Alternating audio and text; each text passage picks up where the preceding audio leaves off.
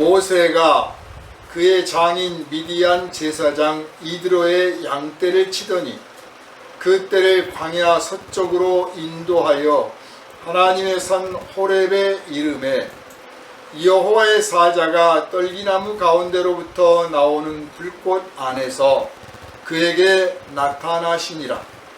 그가 보니 떨기나무에 불이 붙었으나 그 떨기나무가 사라지지 아니하는지라. 이에 모세가 이르되 내가 돌이켜 가서 이 큰 영광을 보리라. 떨기나무가 어찌하여 타지 아니하는고 하니 그때에 여호와께서 그가 보려고 돌이켜 오는 것을 보신지라. 하나님이 떨기나무 가운데서 그를 불러 이르시되 모세야 모세야 하시매 그가 이르되 내가 여기 있나이다. 하나님이 이르시되 이리로 가까이 오지 말라. 네가 선 곳은 거룩한 땅이니 네 발에서 신을 벗으라. 또 이르시되 나는 네 조상의 하나님이니 아브라함의 하나님, 이삭의 하나님, 야곱의 하나님이니라. 모세가 하나님 배웠기를 두려워하여 얼굴을 가리매 여호와께서 이르시되 내가 애굽에 있는 내 백성의 고통을 분명히 보고 그들이 그들의 감독자로 말미암아 부르짖음을 듣고 그 근심을 알고 내가 내려가서 그들을 애굽인의 손에서 건져내고 그들을 그 땅에서 인도하여 아름답고 광대한 땅, 젖과 꿀이 흐르는 땅, 곧 가나안 족속, 헷 족속, 아모리 족속, 브리스 족속, 히위 족속, 여부스 족속의 지방에 데려가러 하노라. 이제 가라. 이스라엘 자손의 부르짖음이 내게 달하고 애굽 사람이 그들을 괴롭히는 학대도 내가 보았으니 이제 내가 너를 바로에게 보내어 너에게 내 백성 이스라엘 자손을 애굽에서 인도하여 내게 하리라. 모세가 하나님께 아뢰되 내가 누구에게 바로에게 가며 이스라엘 자손을 애굽에서 인도하여 내리이까. 하나님이 이르시되 내가 반드시 너와 함께 있으리라. 네가 그 백성을 애굽에서 인도하여 낸 후에 너희가 이 산에서 하나님을 섬기리니 이것이 내가 너를 보낸 증거니라. 모세가 하나님께 아뢰되 내가 이스라엘 자손에게 가서 이르기를 너희의 조상의 하나님이 나를 너희에게 보내셨다 하면 그들이 내게 묻기를 그의 이름이 무엇이냐 하리니 내가 무엇이라고 그들에게 말하리까. 하나님이 모세에게 이르시되 나는 스스로 있는 자이니라. 또 이르시되 너는 이스라엘 자손에게 이같이 이르기를 스스로 있는 자가 나를 너희에게 보내셨다 하라. 하나님이 또 모세에게 이르시되 너는 이스라엘 자손에게 이같이 이르기를 너희 조상의 하나님 여호와 곧 아브라함의 하나님, 이삭의 하나님, 야곱의 하나님께서 나를 너희에게 보내셨다 하라. 이는 나의 영원한 이름이요 대대로 기억할 나의 칭호니라.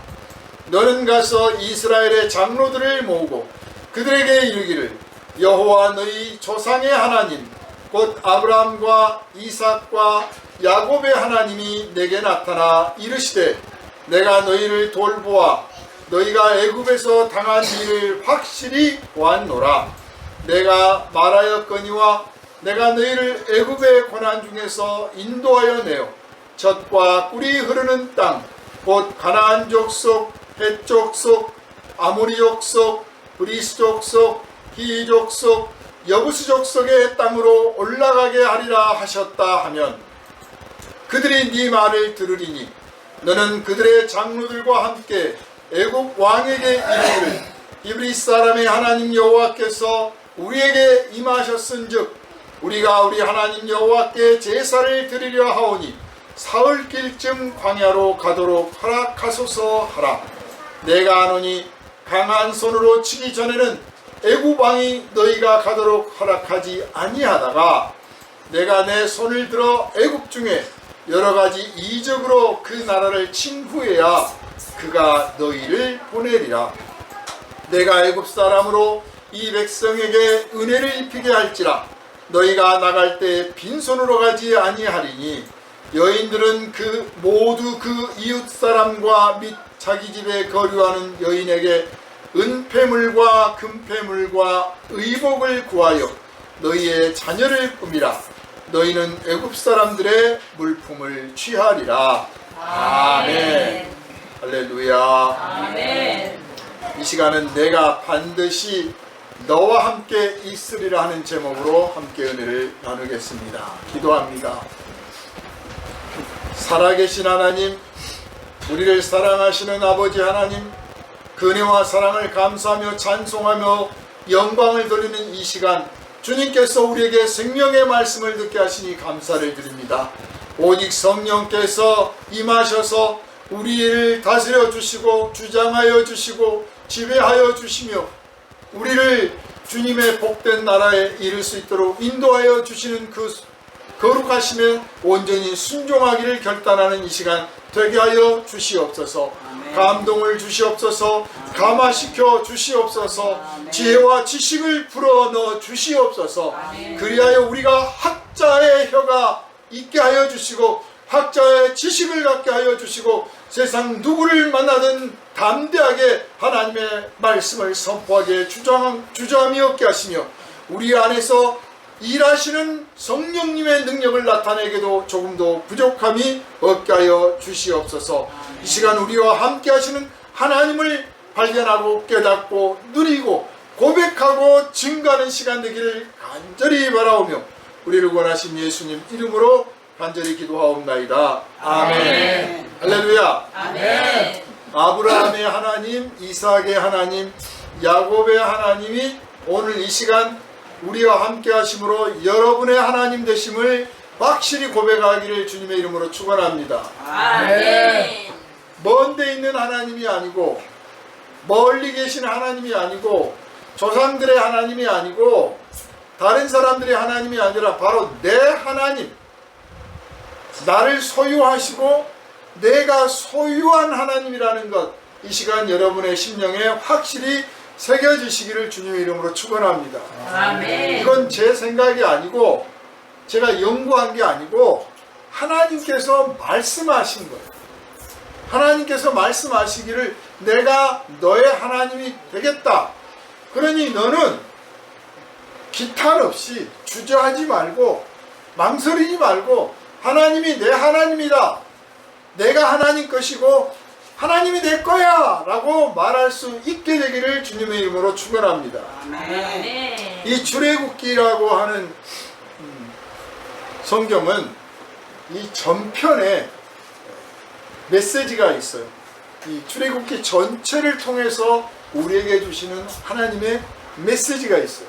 그냥 이 이스라엘 백성들의 어떤 과거의 역사, 전설 같기도 하고 신화 같기도 하고 실제 역사 같기도 한 그 역사만을 우리에게 알려주려는 목적이 아니라 그 안에 하나님이라는 분이 어떤 분인가, 계시란 하나님이 당신을 나타내시고 또 당신에 관해서 나타내서 알려주시는 게 계시란 말이에요. 그 이 출애굽기에 하나님이 어떤 분인가, 우리는 어떤 하나님을 믿고 있는가, 어떤 하나님을 믿어야 하는가, 어떤 하나님을 만나야 하며 어떤 하나님을 누려야 하는가를 확실한 메시지로 전하고 있는데, 크게 정리하면 제 생각에는 4개 정도 된다고 봅니다. 크게 4가지의 메시지가 있어요.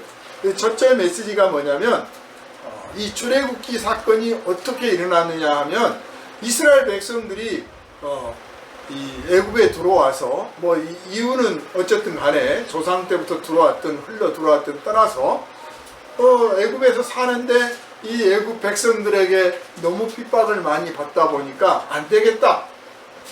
우리가 이대로는 살 수 없어. 우리가 뭉치하겠어. 그래서 서로 연락하고 우리 가운데 지도자를 뽑아가지고 그 지도자를 통해서 우리가 하나의 통솔된 조직을 만들자. 그래서 당당하게 이 애국과 맞서 싸우고 안 되면 우리가 나가기로 하자.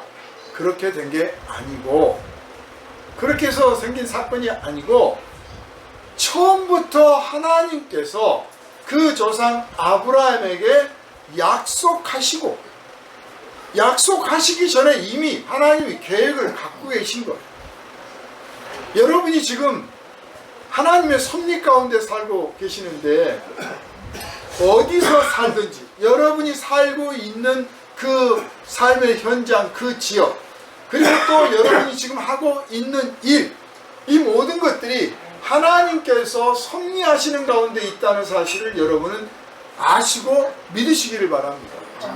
그 하나님의 섭리 가운데 있기 때문에 내가 잘못 판단하고 잘못 계획하고 내가 불성실하고 내가 게으르고 그런 경우도 그 안에 포함되어 있는 거예요. 또 반대로 내가 지혜롭고 충성되고 성실하고 정직하고 아주 열심히 일해서 정말 내 삶을 잘 꾸려가는 것도 하나님의 섭리 가운데 들어있는 거예요.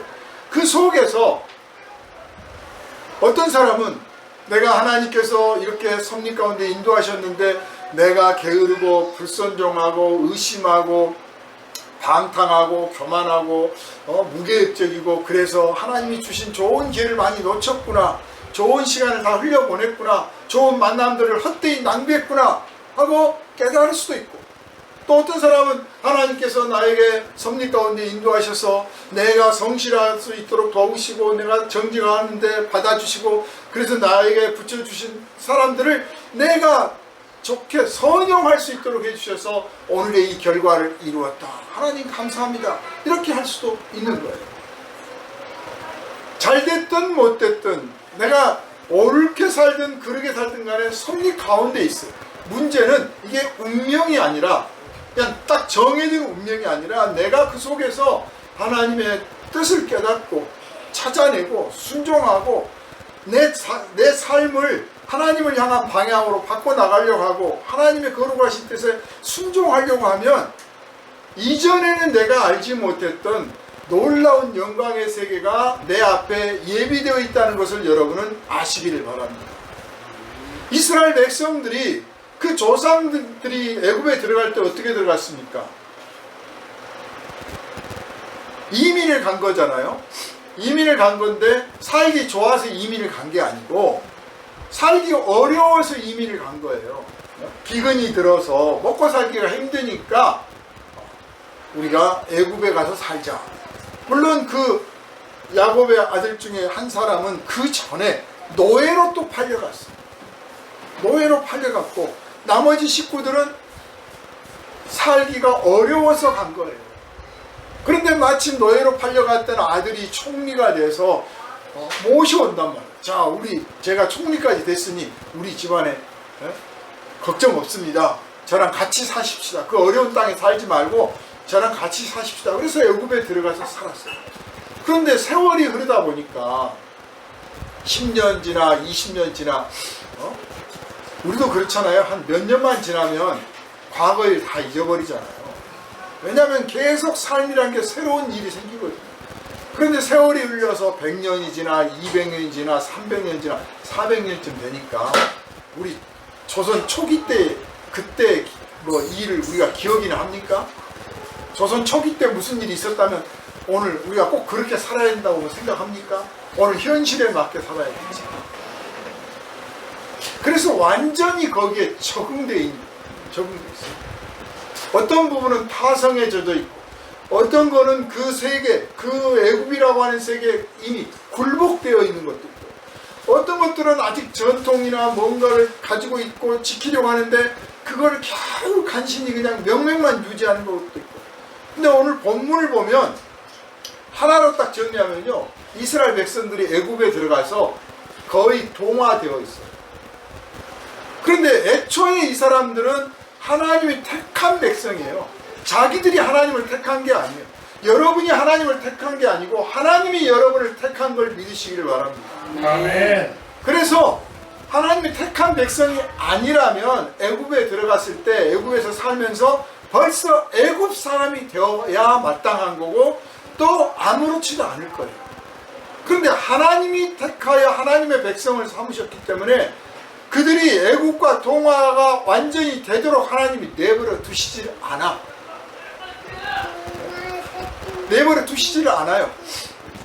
뭔가 자존심이 있든 자부심이 있든 뭐 어쨌든 간에 그 마음에 어떤 게 있어가지고 우리는 죽어도 이것만큼은 포기 못해. 그런 게 있다면 특별히 첫째는 혈통. 유대인들은 유대인들끼리만 결혼을 하잖아요. 혈통을 보존하고 또 히브리 언어를 보존해. 언어를 유지해. 그리고 조상들로부터 물려받은 풍습들이 있어. 아직 종교화되지는 않았어요. 유대교로 가는 종교는 이제 모세가 등장해서 만들어진 거니까 종교화되지는 않았는데 애굽은 이미 종교가 있잖아요. 고대 왕국에 아주 완전한 종교가 있단 말이에요. 그런 종교에 비해서 하나님, 아브라함의 하나님, 이삭의 하나님, 야곱의 하나님을 믿는 이 유대인들, 히브리인들이 갖고 있는 이 신앙은 종교화되지 않은, 그러나 전설 같은, 우리 조상 아브라함이 하나님이라는 분과 약속을 맺었대. 그 하나님이 우리에게 뭔가 난주에 약속의 땅으로 우리를 인도하신다고 그랬대 하는 그런 전설 같은 그런 믿음을 갖고 있는 거예요. 그거 하나를 가지고 이제 버티고 있는 거죠. 어떻게 보면 그런 상황에서 모세가 등장을 합니다.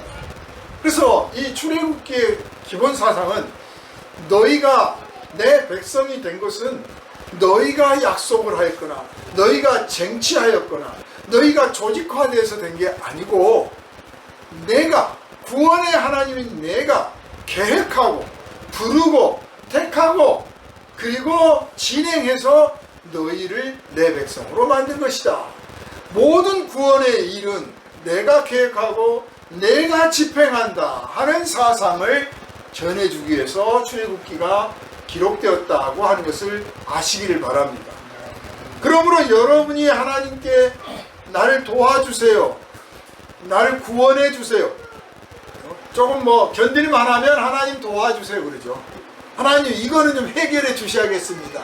뭐 할만하면 거예요. 근데 도저히 뭐 길도 안 보이고 하는 일도 안 되고 내 지혜 내 지식 다 동원해도 안 되고 있는 거 다 바닥나고 돈도 떨어지고 거기에 어떤 사람 이제 건강까지 막 간당간당 하게 되면 어떻습니까? 하나님 살려주세요, 하나님 도와주세요. 그냥 그 간절함이 다른 사람이 말하는 하나님 도와주세요 차원이 아니야. 물에 빠져가서 뭐 숨이 꼴딱꼴딱 넘어가는 그런 사람처럼 하나님 도와주세요 하고 그런 간절한 마음을 갖게 되잖아요.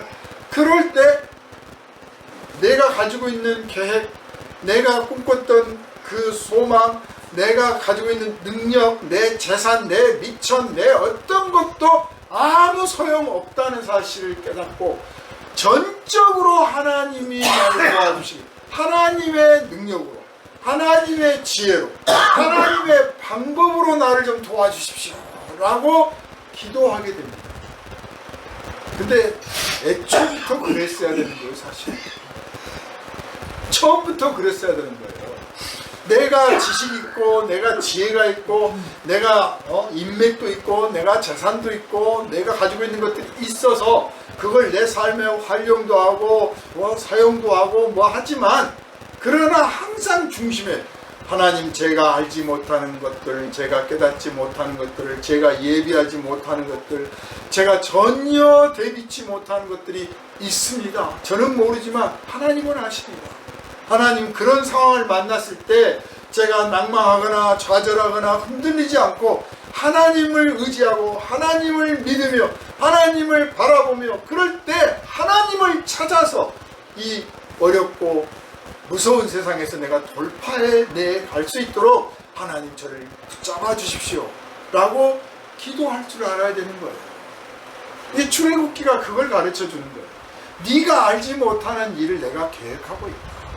이스라엘 백성들은 그냥 말로는 들었지만 이미 실제로 그게 가능한지도 모르고 실제로 그런 일이 벌어질 거라고 기대도 안 했어요. 애굽에서 자기들이 나갈 수 있다는 건, 또 나가서 하나님이 조상에게 약속했다는 그 땅으로 갈 수 있다는 건 그냥 전설 따라 함천리야. 그게 가능하다고 생각해 본 적도 없어요. 실제로 가라고 해도 못 가. 출애굽기 보면 그러잖아요. 애굽을 떠나왔는데 몇 걸음 안 가서 우리 돌아가겠다고 그러잖아요. 그러니까 아마 그냥 바로가 이스라엘 대표 불러가지고 나 오늘부터 감당 못하겠으니까 그냥 나가서 니네 하나님 믿고 마음껏 제사하고 살아라고 내보냈어도 이스라엘 백성들이 우리를 버리시는 하나일까? 우리를 어디로 나가라고 합니까? 애굽을 떠나서 우리가 어디 살겠습니까? 하고 안 나갔을 거예요. 아시겠습니까? 안 나간다니까요. 왜냐하면 실제로 당시 상황을 보면 광야 어디를 가도 그 민족이 나가서 어디 가서 환영받고 살겠습니까? 애굽같이 좋은 나라가 있는데, 여러분 만약에 미국에서 태어나서 살았어. 한국 사람인데 교포 5세쯤 된다고 쳐보세요.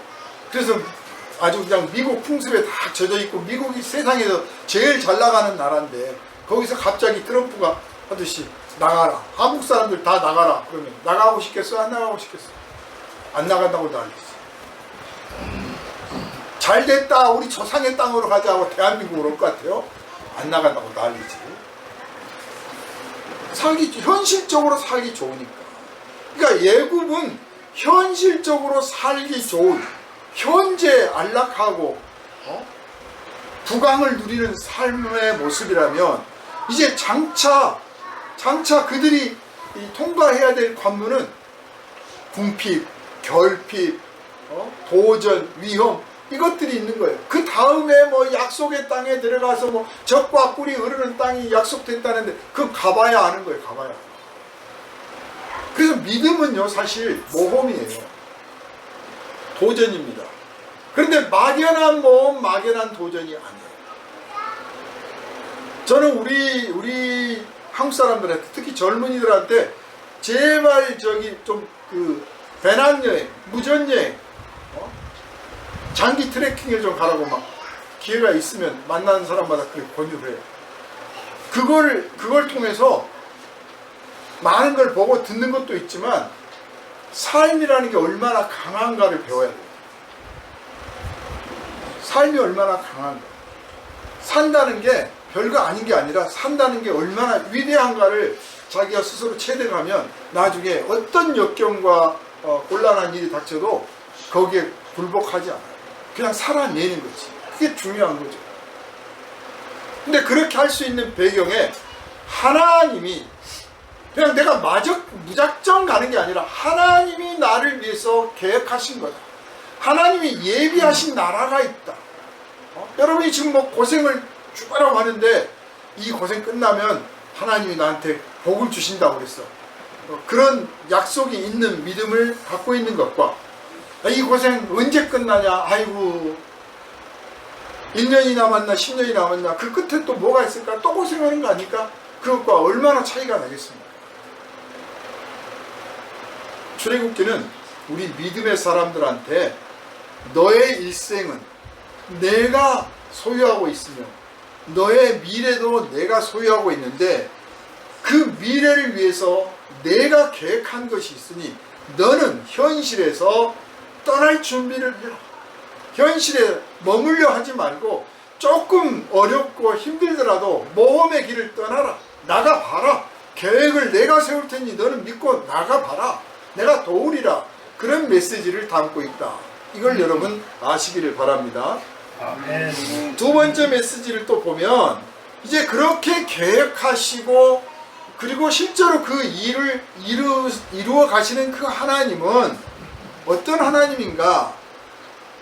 다른 나라, 다른 민족들이 믿는, 다른 종교가 택하고 섬기는 그 신들과 우리가 믿고 우리가 섬기는 우리의 아버지 되시는 그 하나님은 어떤 분인가? 이걸 비교하는 내용이에요. 출애굽기. 여러분이 믿기는 믿는데 나는 기도를 했는데 기도가 응답이 잘 안 되는 것 같아. 열심히 기도를 했는데 별로 응답이 안 돼. 이루어지는 게 없어. 그런데 옆에 이웃집 사는 사람이 절에 다니는데 절에 가서 무슨 뭐 칠성단을 쌓았대나 무슨 뭐 7일 기도를 한대나 한 달 기도를 한대나 아무튼 뭐 절에를 막 관질나게 다니는 걸 봤는데 어느 날 보니까 막 내가 불우하는 어떤 일들을 이루어가지고 잘 나간단 말이에요. 그러면 내가 믿음이 가짠가? 첫째는 이제 무슨 그런 생각이 들죠. 겸손하게 내가 뭔가 잘못했나? 그래도 몇 번 해도 안 되면 그 다음에 내가 믿는 신이 진짠가? 현실에서 성공할 때는 내가 믿음도 옳고 내가 믿는 신도 옳다 그러는데, 내가 현실에서 실패하잖아요. 그러면 처음에는 내가 믿음이 잘못됐나, 내가 뭘 잘못했나, 그래서 노여움을 탔나, 뭐 이런 생각을 한단 말이에요. 그런데 내가 볼 때 내가 별로 잘못한 것도 없는 것 같고 나보다 더 잘못한 사람도 더 잘 나가는 것 같거든. 그러면 어떤 생각이 드냐? 암만 해도 내가 가짜를 믿는 것 같다. 그래서 우리 교회가 이단 아닌가, 우리 목사님도 이단 아닌가 부터 시작해서 조금 더 발전하면 내가 믿는 하나님이 가짜 아닌가 그런 거예요. 인간의 밑바닥에 이 의심이 있어. 하나님의 백성이라고 해도 혈통으로 하나님의 백성이고 믿음을 물려받았고 뭐 수없이 하나님께 나아가서 기도하고 뭘 해도 이 의심이 밑바닥에 탁 자라기 시작하면 결정타를 날려. 어느 순간인 거예요. 암만 해도 하나님이 가짜인가 봐. 우리 하나님이 좀 모자란 것 같아. 그래서 출애굽기에 그 애굽이 섬기는, 당시 최고의 강대국이 섬기는 그 신, 그 신들을 하나님께서 다 박살내고 무너뜨리고 그들의 신앙체계를 짓밟고 비웃어서, 보라, 내가 신 중에 신이요, 내가 진정 살아있는 하나님이요, 내가 저런 거짓 것들, 헛것들과는 다른 실존하는 하나님이다, 이걸 보여주신 것을 여러분 믿으시기를 바랍니다. 그래서 여러분의 믿음도 능력 있는 정도가 아니야. 최고의 하나님, 최고의 하나님, 전능하신 하나님을 나는 믿고 있다. 그러니 신앙생활을 어떻게 하겠어요? 최고의 신앙생활을 해야죠. 최고의 자부심을 가지고. 아이고, 그렇게 하나님이 복을 주신다는데 너는 그렇게밖에 못 사냐? 그럼 뭐라고 대답해야 돼요? 좀 겸손한 사람은 내가 잘못해서 그렇지 하나님은 그러신 분이 아니야. 그래요. 조금 더 이제 뭘 좀 배운 사람은 다 하나님의 뜻이 있어. 근데 진짜 신앙이 딱 건강한 사람은 뭐 어때서? 뭐 어때서? 그렇게만. 여러분, 누가 여러분을 비웃으면 여러분의 실패를, 여러분의 건강 약한 것을, 여러분의 가난을, 여러분의 실수를 누가 비웃거든 그렇게 말해주세요. 뭐 어때서?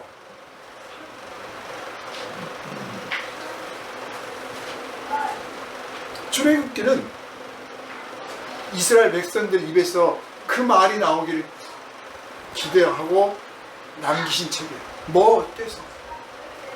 다 보여주시잖아요.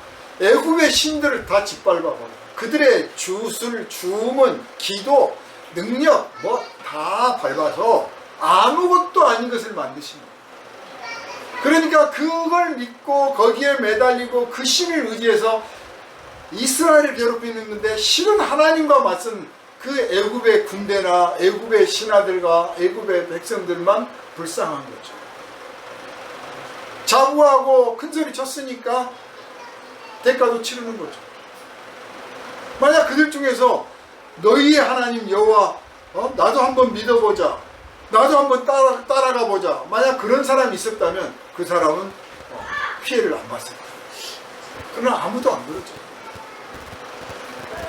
출애굽기의 세 번째 그 정신, 세 번째 메시지는요, 하나님께서 이 이스라엘 백성들을 누구한테 맡기시질 않아요. 여러분도 한 사람 한 사람을 하나님이 친히 맡으신 것을 믿으시기를 바랍니다. 아멘. 하나님은 여러분을 누구에게 맡기신 적이 없어. 아멘. 직접 맡으신 거예요. 이스라엘 백성을 하나님이 택하셨고, 하나님이 이스라엘 백성을 약속의 땅으로 인도해 내시는 이 과정 속에서 아무에게도 맡기신 적이 없어. 아무 신도 맡긴 적도 없고 아무 능력자도 나타난 적이 없어. 오직 당신이 직접 이 일을 인도하시는데 그 일의 전달자로서 하나님이 이걸 하신다, 하나님께서 이 일을 모두 계획하셨고 인도하신다. 이걸 알리는 종으로서 선지자로서 모세를 세운 거예요. 하나님이 친히 맡으신다는 것을 믿으시기를 바랍니다. 그래서 예수님이 말씀하시잖아요. 아버지께서 너희를 나에게 맡기신 자들을 내 손에 맡긴 사람을 아무도 내 손에서 뺏어갈 자가 없다. 여러분이 하나님 우리 예수님 붙드신 그 손길보다 예수님이 여러분을 붙잡으신 그 손이 강해서 절대로 예수님 손에서 여러분을 빼앗을 자가 없음을 믿으시기를 바랍니다. 아멘. 여러분은 망해도 절대로 안 망합니다. 아멘. 여러분은 죽어도 절대로 안 죽습니다. 아멘. 망하고 싶어도 못 망해. 맞습니다. 아멘. 의심할 거 없이 끝까지 주님 의지하고 나가시기를 주님의 이름으로 축원합니다. 아멘. 네 번째 메시지, 이 출애굽기 전체적으로 전하고 있는 메시지가 이제 오늘 저와 여러분이 좀 더 깊이 생각해 볼 내용입니다. 그것이 바로 내가 계획하고 내가 집행하고 내가 맡고 내가 책임지고 다 내가 한다. 그러니 너희는 나를 믿어라. 출애굽기에서 말씀하고자 하는 네 번째 메시지는 너희는 나를 믿어라. 우리가 믿는다고 하면서 믿는 척 하면서 안 믿을 때 우리 가끔 우리 자신을 발견하잖아요. 아, 내가 믿는다고 말해놓고 또 이러고 있네. 또 이러고 있네. 앞으로는 그 말 안 나오기를 주님의 이름으로 축원합니다. 믿음을 요구하세요. 그래서 하나님의 약속에는 무조건적인 약속이 있고 조건적인 약속이 있어요. 조건이 달려있는 게 있고 조건이 안 달려있는 게 있어요. 조건이 안 달려있는 은혜를 우리가 지금 얼마나 많이 받은 줄 아세요? 태양과 비와 땅과 구름과 우리의 생명과 우리가 이 땅에서 인간으로서 살아가는 것들을 다 무조건적으로 주신 거예요. 조건 없이. 너는 인간이니까 인간답게 살아라. 네가 누려라. 네가 이걸 해야 인간이다가 아니야.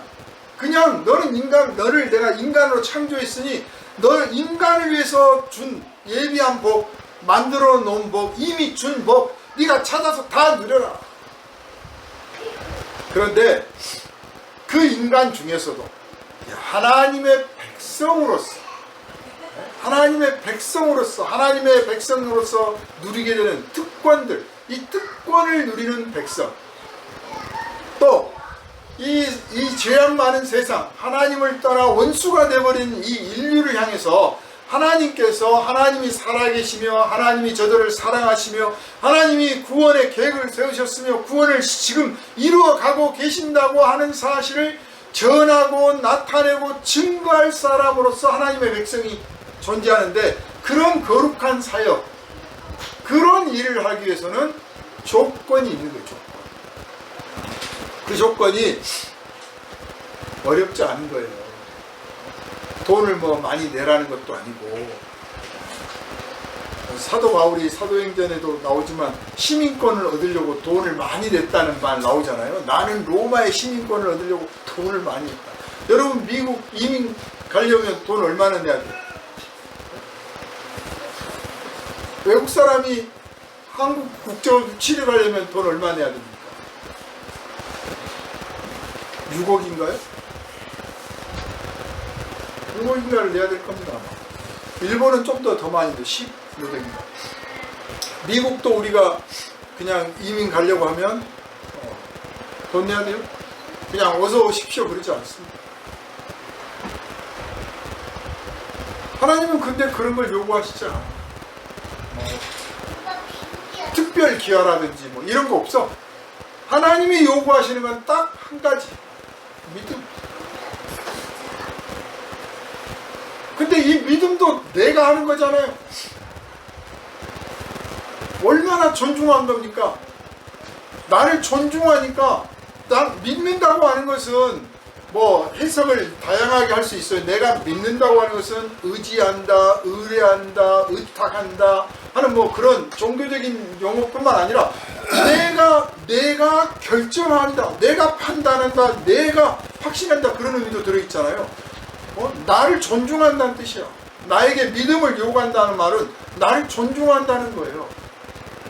나를 존중하지 않으면 니까지 뭘 믿거나 말거나 내가 시킨 대로 이럴 거 아닙니까? 그런데 우리를 인격적인 존재로서 아니 하나님과의 그 조약, 계약을 맺을 수 있는 당사자로서 인정해 주셨기 때문에 나에게 믿음을 요구하는 바로 그게 창세기에서 아브라함과 하나님이 언약을 맺는 장면입니다. 아브라함이라는 존재를 이게 피조물에 불과한 한 인간을 하나님이 존중해서 너랑 나랑 언약을 맺자. 언약을 맺자. 대등하게 쳐주신 거예요. 계약 당사자로서. 바로 믿음을 요구한다는 것은 우리의 존재를 아주 높여주는 거예요. 그러므로 세상에서 좀 무너지고 쓰러지고 좀 실패하고 정말 재미없고 외롭고 슬프더라도 하나님이 나를 존중하시는 나는 믿음의 대상이요 언약의 대상이 되는 하나님께서 나에게 믿음을 요구하신다고 할 만큼 나를 존중하시는 나는 그런 존재다. 나는 좌절해서는 안 되고 아니 좌절할 수 없다. 하나님이 나를 인정하신다. 이런 자부심을 갖고 돌파해 나가시기를 주님의 이름으로 축원합니다. 아멘. 근데 이 믿음은 하나님께서 우리에게 요구하시는 이 믿음은 억지가 아니에요. 강요가 아닙니다. 율법도요. 이 바리새인들 시대에 예수님이 오셨을 무렵에는 이미 어느 정도까지 됐냐면 강요된 믿음이에요. 율법을 강요된 체계야. 그러나 애초에 하나님께서 모세를 통해서 율법을 주실 때는 강요한 게 아니에요. 왜냐하면 율법을 선포하고 하나님께서 모세에게 말씀하시기를 온 백성은 아멘 할지라 그랬어요. 아멘 할지라. 아멘이란 말은 동의합니다. 내가 믿습니다. 받아들이겠습니다. 인정합니다. 그런 뜻이에요. 억지가 아니야. 싫으면 안 해도 되는 거예요. 안 하면 그냥 하나님 백성이 아닐 뿐이야. 그러니까 애굽에서 나와서 광야길을 갔던 그 사람들 중에 어떤 사람은 아멘 안 한 사람도 있었을 거예요. 신경 안 쓰는 거예요. 아멘 한 사람만 하나님 백성이야. 세상 그렇잖아요. 하나님을 믿는 사람과 안 믿는 사람이 섞여 살잖아요. 그런데 하나님 안 믿는 사람을 하나님이 다 일일이 막 벌 줘버립니까? 안 그렇잖아요. 세상 누릴 거 다 누리고 살잖아요. 그러나 하나님의 백성은 하나님을 섬기고 하나님의 영광을 노래하고 무엇보다도 장래, 지금 이 땅에서는 좀 어떻게 살지라도 장래 영원한 영광의 나라가 약속되어 있지 않습니까? 이걸 보장받고 있잖아요. 이게 세상 사람과 다른 거예요. 그런데 그런 세계를 아멘, 동의함으로 쓰는 거예요. 그래서 믿음의 기본은 순종입니다. 강요가 아니에요. 순종. 달게 믿어요. 달게. 하나님을 믿어도 쓰게 믿지 말고 달게 믿으세요. 아이고 몸도 아픈데 예배는 해야 되냐. 예전에 누가 새벽 기도를 그렇게 누가 오라고 그랬냐고. 누가 새벽 기도를 만들어가지고 이놈 새벽 기도 나오겠냐고. 누가 오라고 그랬어요? 오기 싫은 말로 자기가 좋아서 가야지. 다른 사람 복 받기 전에 내가 먼저 가서 복을 받아야지. 다른 사람 기도하기 전에 내가 가서 먼저 기도해야지. 다른 사람이 뭐라고 하나님 손 붙잡기 전에 내가 가서 먼저 잡아야지 하고 좀 그런 욕심, 거룩한 욕심을 품고 새벽에 나가서 기도하는 거지. 아이고 하기 싫어 죽겠는데 너무 새벽 기도는 왜 시키냐고. 그게 아니라니까요. 달게 믿으시기를 바랍니다. 성경도 달게 읽으시기를 바랍니다. 기도도 달게 하시기를 바랍니다. 전도도 달게 하시기를 바랍니다. 그래야 입이 다니까 웃음꽃이 나지. 쓴 믿음을 가진 사람들은 입꼬리가 착착 쳐져 있어. 하기 싫은 거 한 사람들 입꼬리가 내려가 있어요. 그런데 제대로 예수 믿는 사람들은 입꼬리가 올라가 있다니 달고. 그러니까 오죽하면 성경에도 나오고 찬송가에도 나오잖아요. 달고 오묘한 그 말씀. 달고 달아. 순종하는 믿음이 하나님께서 요구하시는 믿음이에요. 출애굽기에서 말씀하시고자 하는 게 그걸 순종을 요구한다. 믿음을 요구한다. 하나님은 우리에게 믿음을 요구하세요. 그래서 하나님, 제가 하나님께 뭘 드리겠습니까? 이 몸도 하나님이 주신 것, 내가 살면서 이룬 것, 만든 것, 성취한 것, 그 모든 것 다 하나님이 도우신 것이고, 내가 가지고 있는 재주, 능력 다 하나님이 주신 것인데 내가 무엇으로 하나님께 내가 먼저 드릴 게 있겠습니까? 주여, 제가 당신께 바칠 것은 믿음밖에 없습니다. 저의 믿음을 받아주십시오. 제 믿음 큰 믿음도 아니고 담대한 믿음도 아니고 고차원적인 믿음도 아니고 누가 뭐라고 하면 막 흔들리기도 하고 막 짜증도 잘 내고 하나님 왜 저를 이거밖에 안 주세요 막 불평도 많은 믿음입니다. 하나님, 형편없습니다. 하나님, 그러나 하나님, 제가 이 믿음을 하나님께 바치겠습니다. 이 믿음을 받아주신다고 하시니 감사합니다. 이 믿음을 귀하게 하시고 이 믿음을 인정해 주시니 감사합니다. 이스라엘 백성들이 애굽에서 나와가지고 약속의 땅에 들어갈 때 어땠습니까? 믿음이 없으므로 툭하면 불평하고 툭하면 짜증내고 그러는데, 사람이 살다 보면 짜증도 내고 불평도 할 수 있어요. 하나님이 왜 그걸 모르시겠습니까? 인간을 지으신 분인데. 하나님은 너는 내가 뭘 주든지 그저 달고 오묘한 그 말씀하면서 살아야 돼, 그런 기계적인 분이 아니에요. 물론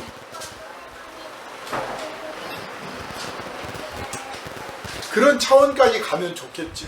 그러나 그런 차원이 아니더라도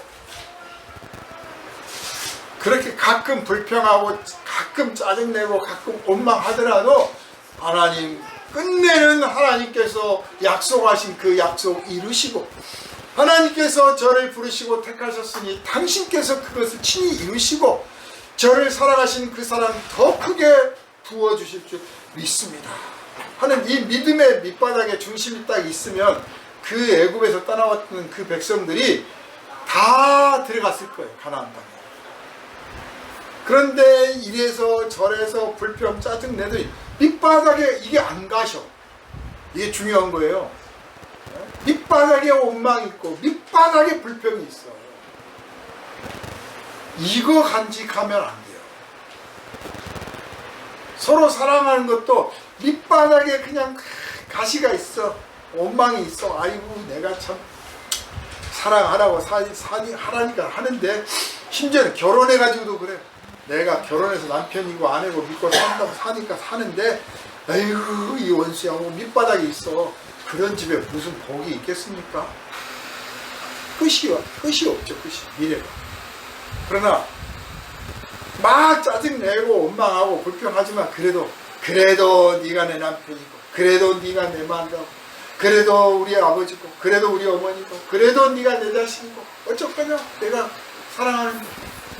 당신이 그래도 내 하나님인데 어쩌겠습니까? 이러잖아요. 이게 믿음인 거예요, 밑바닥에.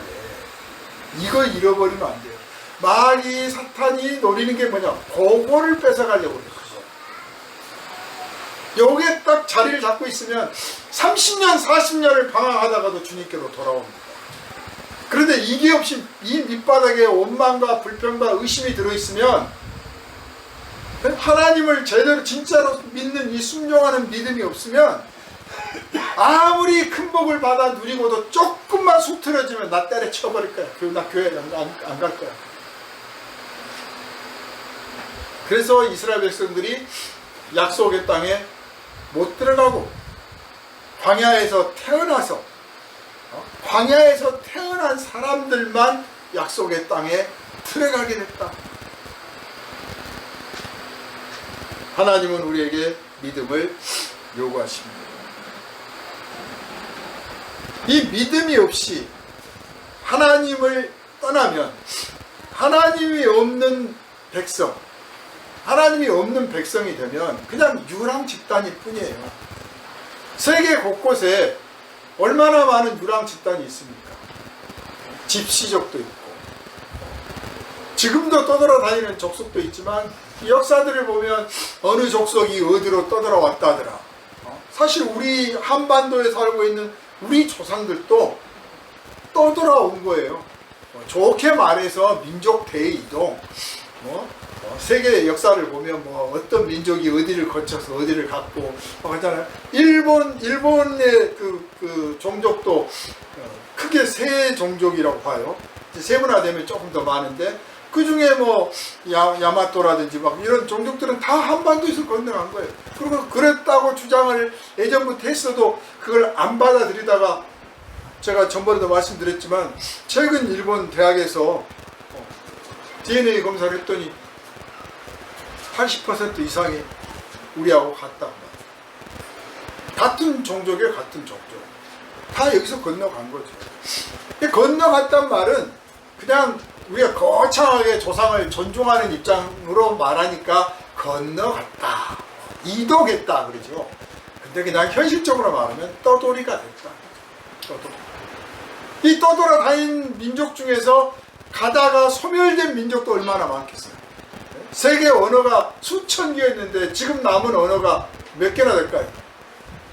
지금 남아있는 언어가 지금 크게는 600개, 세분화돼서 한 3,000개래요. 그런데 불과 100년 전만 해도 거의 10,000개가 넘는 언어가 있었다는 거예요. 종족이 사라져버려, 종족. 그러면 그전에는 얼마나 많았겠어요? 그 많은 종족들이 이동해, 부족들이 이동해. 그러다가 그냥 거기서 소멸되는 거예요.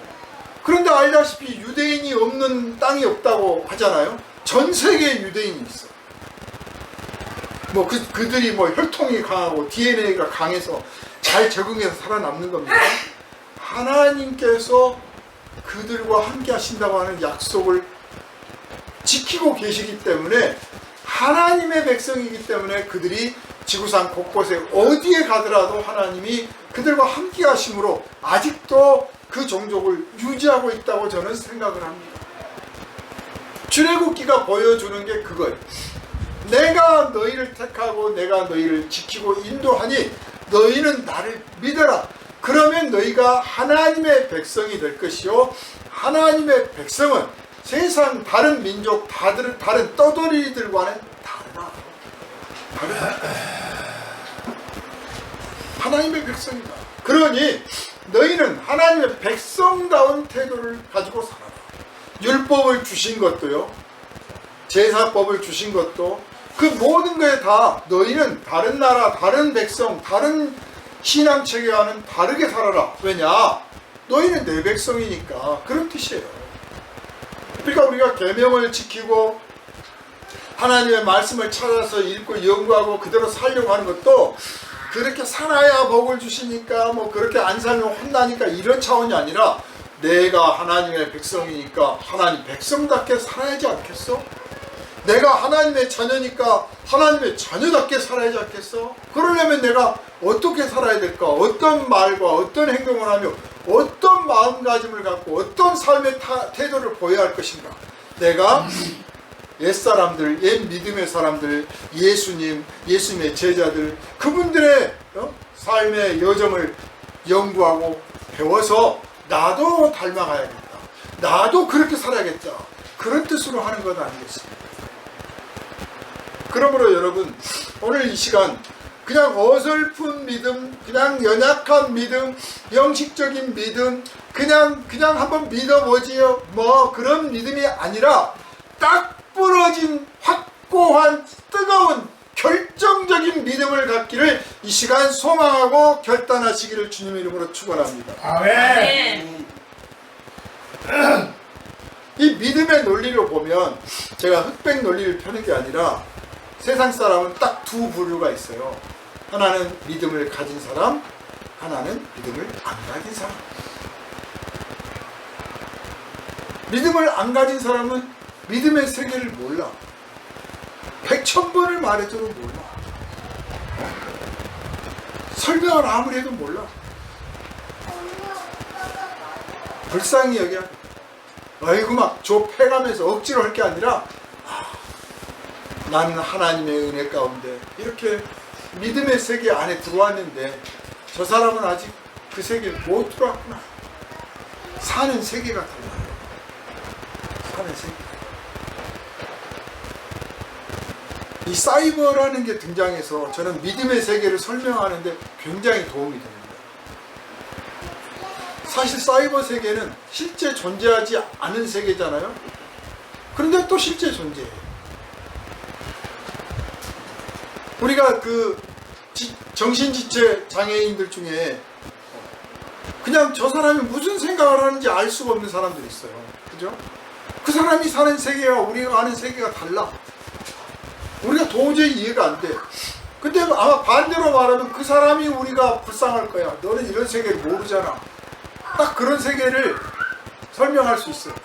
근데 그거는 이제 우리가 다수다 보니까 저쪽이 정신과 환자죠. 우리가 다수니까. 저쪽이 많으면 우리가 정신과 환자일 텐데.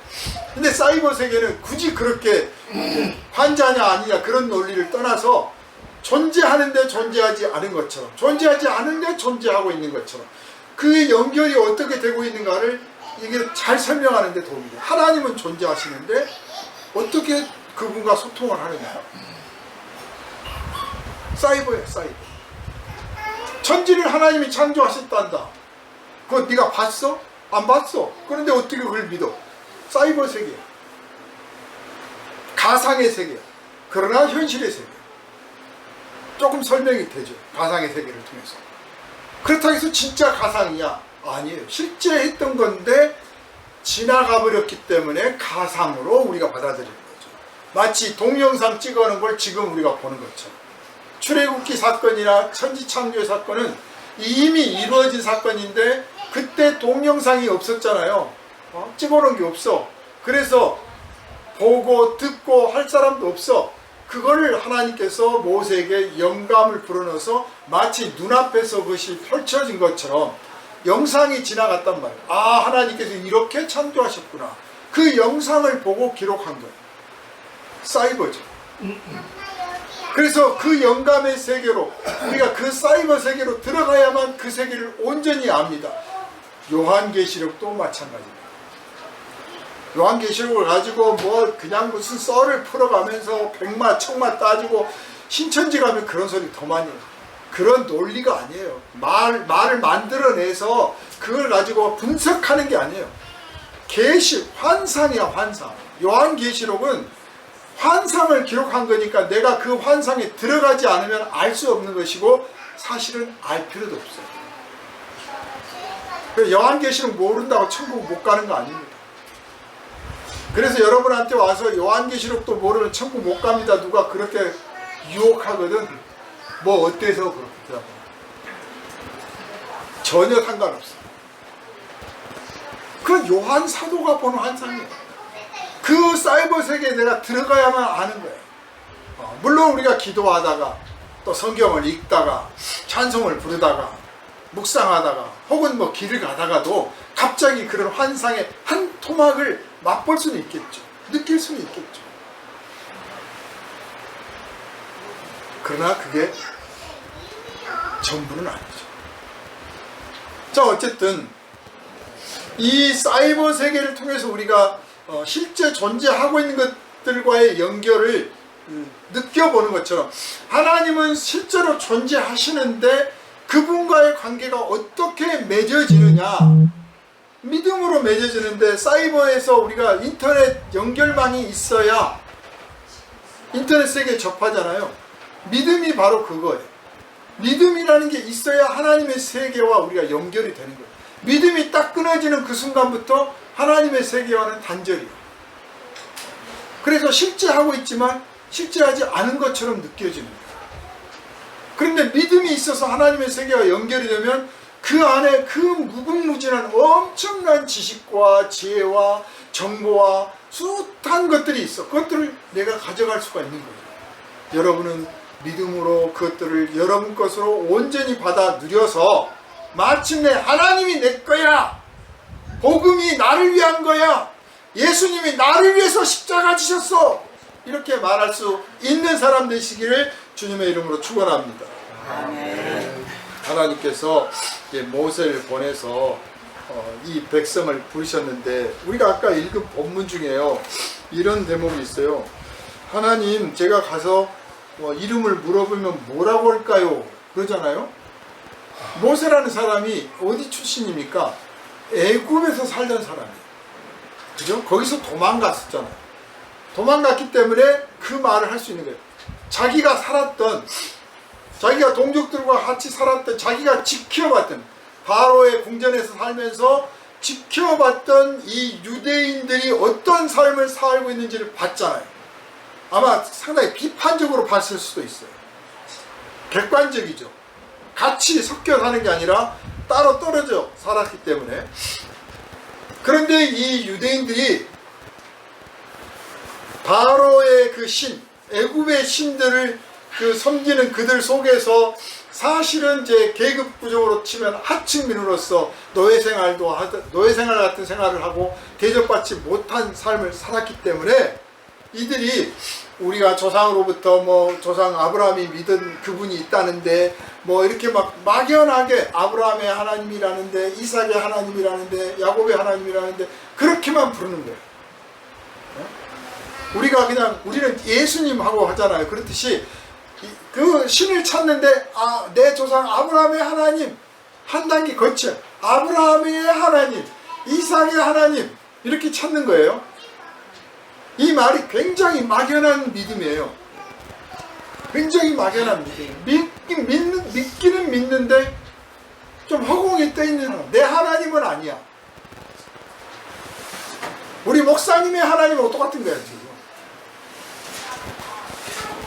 아브라함의 하나님, 이삭의 하나님, 야곱의 하나님, 그걸 봤어. 그렇게 믿는 걸 봤어. 그래서 하나님 가면 그 하나님이라고 물을 건지, 아니면 뭐라고 아무튼 물을 텐데 제가 뭐라고 대답할까요? 하고 질문을 합니다. 그때 하나님께서 나는 스스로 있는 자다라고 대답을 해주셨어요. 이게 내 이름이다. 그 늑대와 함께 춤을, 인디안 이름들이 길잖아요. 아인슈타인 무슨 슈타인, 그것도 다 이름이 길어요. 우리도 사실 한자로 쓰니까 그렇지, 따지고 보면 이름이 긴 거죠, 풀어놓으면. 그러니까 굳이 이름을 말하라고 하면 나는 스스로 있는 자라는 게 내 이름이다. 굳이 말해주라고 그러면, 그러니 그렇게 말해줘라. 근데 그 나는 스스로 있는 자라는 그 하나님이 너희가 믿는 아브라함의 하나님이요, 이삭의 하나님이요, 야곱의 하나님이다. 먼 데 있는 하나님이 아니고 가까운 데 있는 하나님이다. 이렇게 이제 설명하신단 말이에요. 이 모세가 이 질문을 할 때 어쩌면 사실 우리들의 신앙 체계가 거기에 딱 질문되고 있는 것 같아요. 나는 하나님을 믿는데 내 하나님으로 믿고 있는지, 우리 교회 목사님 하나님으로 믿고 있는지, 혹은 우리 어머니 아버지가 어렸을 때부터 교회 다니신 걸 봤는데 그분들이 섬기는 하나님으로 내가 믿고 있는지, 아니면 친구 아무개가 혹은 교회 집사님이 열심히 막 가서 기도하는데 그 하나님을 내가 믿고 있는 건지, 내 하나님인지, 이걸 믿고 있는, 한번 생각해 볼 필요가 있어요. 모세도 사실 그런 거예요. 모세도 아브라함의 하나님, 이삭의 하나님, 야곱의 하나님이었던 거예요. 그런데 그 하나님이 바로 나다. 네가 나를 만났다. 그러니까 이제부터 네가 내 것이고 내가 네 거다. 하나님을 만났다는 거는요, 내가 네 거란 뜻이에요. 신약 성경에서 말씀하고자 하는 게 그거예요.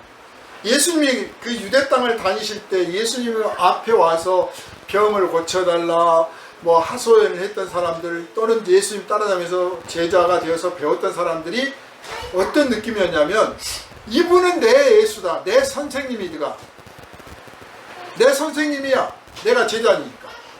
그렇잖아요? 내 아버지야. 즉 당신이 나타내셨다는 말은 그냥 장면을 보여주는 것으로 끝나는 게 아니라 소유를 줬다는, 나를 네 것으로 삼아라, 그 뜻이에요. 근데 사람은 여러 사람 것이 못돼. 사람은 제한적이야. 그렇지만 하나님은 만민의 하나님이 될 수 있어요. 모든 사람이 하나님이 될 수 있어. 누구든지 믿는 자, 누구든지 믿음 있는 자가 있다면 내가 기꺼이 주겠다, 나를 주겠다, 그러니 나를 가져가라, 그런 뜻이에요. 여러분은 믿음으로 하나님을 소유한 자이심을 확신하시기를 바랍니다. 아멘. 그 하나님이 여러분의 전 재산임을 믿으시기를 바랍니다. 아멘. 최고의 재산임을 믿으시기를 바랍니다. 아멘. 누가 뭘 가지고 흔들든지 뭐 어때서 나에게는 하나님이 계시는데, 이렇게 말해줄 수 있기를 바랍니다. 아멘. 이스라엘 백성들은 그 하나님을 이 먼 데 있는 조상의 하나님으로만 느끼고 있는 거예요. 자기 게 아니야. 제가요, 이 설교를 준비하면서 문득 하나님이 그런 감동을 주셨어요. 오산리 기도원에 이제 예전에 기도하러 갔는데 아마 그날이 첫날이었을 거예요. 첫날. 여러분은 십자가가 있다면 십자가를 앞에 놓고 기도하겠습니까? 뒤에다 놓고 기도하겠습니까? 그래서 사람들 다 앞에다 놓고 기도하려고 그러죠. 뭐 거기에 하나님이 있는 게 아니라도 그냥 뭔가 그 뭐 상징 같잖아요. 기도물이 딱 하면 딱 들어갔는데 딱 보니까 느낌이 이상해서 보니까 뒤에가 십자가가 있어요. 그래서 딱 돌아섰어. 돌아서가지고 이제 무릎을 꿇고 딱 기도하려고 하는데 딱 그 감동이 오는 거예요. 내가 꼭 이 십자가를 이게 봐야 됐던가. 그럼 만약 이거 없으면 그럼 나는 기도를 어느 방향으로 해야 될까? 순간적으로 그런 생각들이 스쳤는데, 그게 이제 저는 나중에 보니까 성령께서 저를 감동을 주셔서 어떤 길로 인도하시려고 그랬던 것 같아요. 그리고 이제 그 십자가를 보니까 그냥 그 나무 십자가 이렇게 오래된 건데, 그런데 거기서 막 피가 뚝뚝 떨어지는 거예요. 눈에서. 그렇게 보여지는 거예요. 그러면서 그냥 막연한 기독교의 상징이었던 그 십자가가 나를 위해 희생하신 그분이 흘리신 피를 나타내는, 기념하는 십자가. 내 십자가가 내 거야, 내 거. 그 순간 예수님이 내 예수님이 되신 거예요. 그때 딱 느꼈어요. 아, 사람들이 다 하나님을 말하지만 자기 것이 아니구나. 다 예수 믿는다고 말하지만 내 건 예수가 아직 없는 사람들이 많겠구나. 저와 여러분은 내 하나님, 내 예수님, 내 성령님 내 것 삼았다는 걸 확신하시기를 주님의 이름으로 축원합니다. 아멘. 출애굽기 과정이 그거예요. 내가 너희 것 되겠다. 너희 것 되겠다. 믿음만 있으면 된다. 다른 건 내가 요구하지 않는다. 믿고 내가 너희에게 가르치고 분부한 것을 순종해라. 그러면 내가 더 이상 요구하지 않는다. 그리고 너희가 믿음으로 나를 따르고 있다면 그 어느 누구도 너희를 해치지 못할 거야. 해치지 못할 거야. 그 역경 과정, 그 고난, 도전, 그 위험, 그 과정을 겪어가면서 고생을 시키고 뭐 연단을 시키고 뭐 무슨 그 세탁 작업을 했다 이렇게 해석할 수도 있지만, 사실은 하나님이 너희와 함께하는 이 세계가 거짓이 아니고 진실이며 그냥 헛된 약속, 말뿐인 약속이 아니라 하나님이 실천하시는 분인데, 그 도전과 위험, 역경 속에서 하나님이 함께하고 있다는 걸 드러내 보여준 사건이에요. 드러내 보이시려고 하는 거예요. 그러므로 여러분이 만약 지금 어렵고 힘든 가운데 있다면, 다 망했다고 생각하더라도 내가 아직 죽지는 않았어. 하나님이 나를 버리시지는 않은 거야.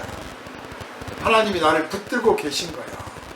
아니, 하나님이 이걸 통과해서 더 큰 걸음을 내딛도록 준비하고 계시는 거야. 이런 믿음 가지시기를 바랍니다. 아멘.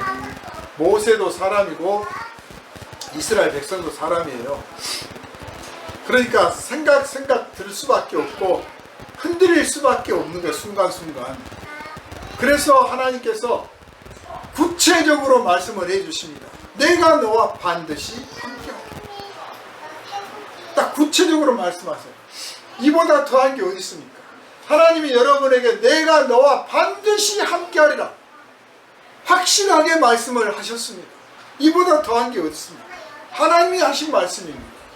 여러분, 이 말씀을 여러분 가슴에 새기십시오. 여러분 것으로 만드십시오. 하나님이 반드시, 조금이 아니고 일시적이 아니고 반드시 나와 함께 하신다고 하셨다. 하나님은 약속하시고 취소하시는 분이 아니다. 내 앞날에 내가 모르는 나를 위한 복날이 기다리고 있다. 복된 영광이 기다리고 있다. 그 세계를 향해서 나는 묵묵히 걸어갈 뿐이다. 오늘 힘들고 오늘 어렵다고 울지 말자. 주저앉지 말자. 하나님이 나와 함께 하신다. 같이 견디신다. 내가 슬프시면 그분도 슬프신다. 그러니 내가 웃어야 그분도 웃는다. 내 하나님 실망시켜드리지 말자. 이런 믿음 속에서 최후의 승리를 반드시 이루어내시기를 주님의 이름으로 축원합니다. 아멘. 거룩하신 주님, 우리는 이 믿음의 여정 속에서 하나님께서 우리에게 요구하시는 것이 단 하나, 믿음밖에 없다는 사실을 너무나 쉽게 잊어버립니다. 다른 것으로 하나님께 영광을 돌리려고 합니다. 다른 무언가를 하나님이 요구하시는 것처럼 착각을 합니다. 그러나 하나님은 우리에게 믿음을 요구하셨습니다. 주님, 우리가 주님 앞에 드릴 수 있는 것이 사실 믿음밖에 없음을 고백드립니다. 이 연약하고 부족하고 때로 흔들리는 이 믿음 받아주신다고 하니 거룩하신 아버지여, 우리의 믿음을 받아주시옵소서. 그리고 이 땅에서 나그네 되어 사는 동안에 하나님께서 기뻐하실 일들을 추구하고 행하되 무슨 일을 만나든지 주님이 반드시 나와 함께 하심을 의심하지 않고 최후의 승리를 향하여 성실과 인자로 진실과 정직으로 나가게 하여 주옵소서. 우리를 원하신 예수 그리스도의 이름으로 간절히 기도하옵나이다. 아멘. 할렐루야. 아멘.